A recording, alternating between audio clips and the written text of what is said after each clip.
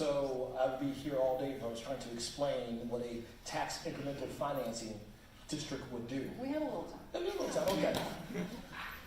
For me as mayor, it's what I've learned is you got to be able to do both.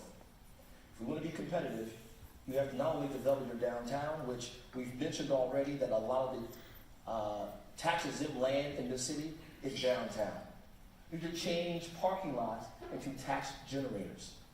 And you can do that with investment, using that investment to generate more tax dollars.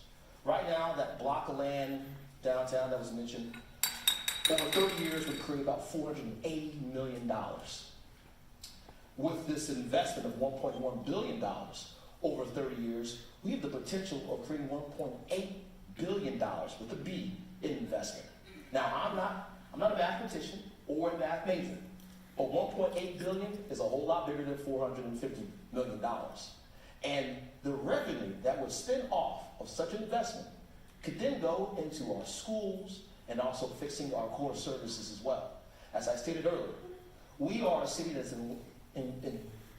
we are in need of revenue. And when you have so much land occupied by the Commonwealth of Virginia that doesn't generate revenue, we have to get into the game and do that ourselves.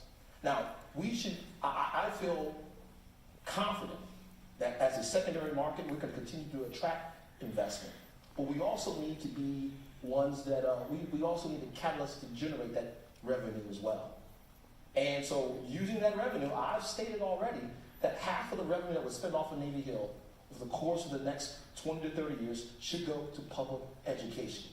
And not in a resolution form where it's just a promise. We should make that concrete over the course of the next 30 years. It's necessary. So there are a lot of projections in that plan. Yep. And some of that money, of course, will go $600 million to pay off bonds as well. When will we see this plan? When will the public be able to see this plan? So we're talking about a $1.4 billion plan. We're not talking about a $1.4 million plan. And when you talk in terms of billions of dollars, it's going to take more than 4 months to actually create. So our attorneys, along with the attorneys for the developer, are at the table because at the end of the day, I want to ensure that we protect those taxpayer dollars. If the projections were not to materialize, I don't want that coming out of the pocket of city residents. That should be in the bag of those who choose to develop in the city.